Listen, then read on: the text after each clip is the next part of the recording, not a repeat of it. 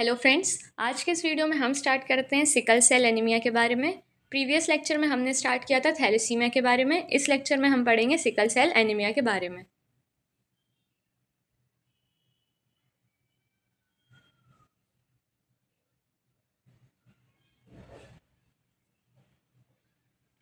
सबसे पहले हम सिकल सेल एनीमिया की डेफिनेशन देखते हैं। Sickle cell anaemia is an inherited haemolytic anaemia caused by abnormal haemoglobin called HbS haemoglobin S.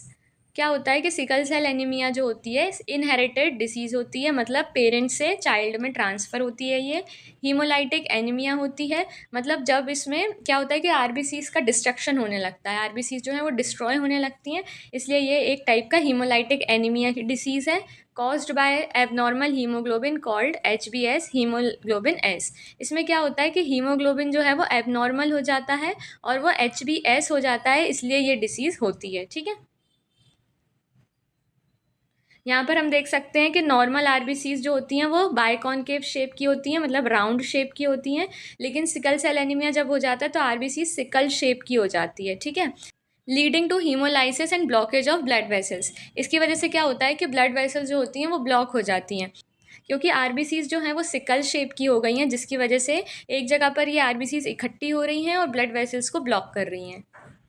Next हम देख लेते हैं genetic chart of sickle cell anaemia. मतलब सिकल सेल एनीमिया को हम किस तरीके से जेनेटिकली डिस्क्राइब कर सकते हैं।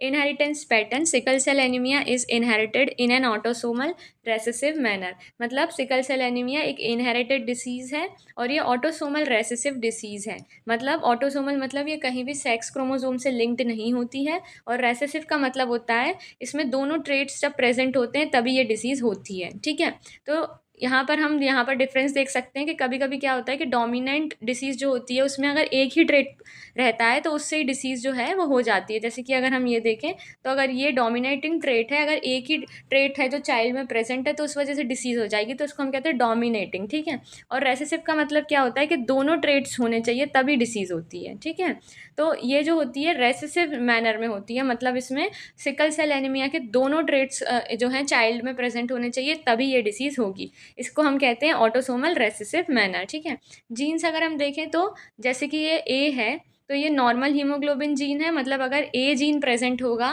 तो नॉर्मल हीमोग्लोबिन प्रोड्यूस होगा, लेकिन अगर एस जीन प्रेजेंट होगा तो सिकल सेल हीमोग्लोबिन जो है वो प्रोड्यूस होगा। तो इसके अकॉर्डिंग हम इसका पूरा जेनेटिक चार्ट देखेंगे।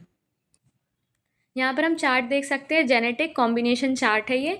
जैसे फादर से जीन मिला ए, मदर से ए जीन मिला, तो चाइल्ड के पास डबल ए रहेगा। ठीक है, तो उसकी वजह से जो हीमोग्लोबिन रहेगा वो प्रॉपर बाइकॉनकेव शेप का बनेगा। फिर अगर फादर से ए जीन मिला है और मदर से एस जीन मिला है तो जो चाइल्ड रहेगा उसके पास ए और एस दोनों जीन रहेंगे, लेकिन जो ये डिसीज़ है ये रेसेसिव है। ठीक है, तो इसलिए जो चाइल्ड रहेगा वो कैरियर रहेगा, लेकिन इसको सिकल सेल एनीमिया नहीं हुआ होगा। ठीक है, ये कैरियर रहेगा और सिकल सेल ट्रेट इसमें देखने को हमें मिलेगा, सिर्फ इसमें ट्रेट प्रेजेंट होगा, लेकिन सिकल सेल एनीमिया जो डिसीज़ है प्रॉपर वो नहीं होगी। फिर ऐसे ही अगर हम देखें कि फादर से एस जीन मिला है और मदर से ए जीन मिला है, तो यहाँ पर हम देख सकते हैं कि ये भी जो चाइल्ड रहेगा ये कैरियर रहेगा, इसके पास सिकल सेल का सिर्फ ट्रेट प्रेजेंट होगा, इसका उसको जो है डिसीज़ नहीं होगी। ठीक है, फिर नेक्स्ट हम देख लेते हैं, फादर से एस जीन मिला है और मदर से एस जीन मिला है, तो यहाँ पर जो दोनों ट्रेट्स हैं ये प्रॉपर सिकल सेल एनीमिया के ट्रेट्स हैं, जीन्स हैं, जिसकी वजह से डबल एस जो है चाइल्ड में हमें देखने को मिल रहा है। तो यहाँ पर हम कह सकते हैं कि जो चाइल्ड रहेगा उसको प्रॉपर सिकल सेल एनीमिया की डिसीज़ होगी और उसकी जो आरबीसीज का शेप रहेगा वो सिकल शेप होगा। ठीक है, if both parents are carriers AS जब भी बोथ पेरेंट्स दोनों पेरेंट्स कैरियर होते हैं उस टाइम पर सिकल सेल एनीमिया होने के चांसेस होते हैं। जैसे कि हम यहाँ पर चार्ट में देख सकते हैं कि 25% चांसेस होते हैं कि सिकल सेल एनीमिया जो है वो चाइल्ड में हो सकता है। फिर यहाँ पर हम प्रोबेबिलिटी देख सकते हैं कि डबल ए रहता है तो नॉर्मल रहते हैं, और AS रहता है तो कैरियर, ये 50% चांसेस होते हैं, और 25% chances sickle cell anaemia disease होने का भी होता है। अगर डबल ए प्रेजेंट है तो नॉर्मल पर्सन रहते हैं और इनकी आरबीसीज का शेप बाइकॉनकेव होता है। AS रहता है मतलब कैरियर है। ठीक है, और इनकी जो आरबीसीज का शेप भी नॉर्मली होता है, बाइकॉनकेव होता है। और फिर यहाँ पर हम देख सकते हैं सिकल सेल एनीमिया की डिसीज़ अगर हो गई है, मतलब डबल एस ट्रेट्स इसमें प्रेजेंट हैं चाइल्ड में, तो इसमें हमें सीवियर सिम्टम्स देखने को मिल सकते हैं और इसकी जो आरबीसीज का शेप रहेगा वो प्रॉपर सिकल शेप हो जाएगा। ठीक है, नेक्स्ट हम कॉजेज़ देख लेते हैं, जैसे कि genetic causes, mutation in beta globin gene. Beta globin gene में जब म्यूटेशन हो जाता है उसकी वजह से ये जो है सिकल सेल एनीमिया डिसीज़ होती है। ऑटोसोमल रेसेसिव इनहेरिटेंस डिसीज़ होती है ये हम ऑलरेडी देख चुके हैं।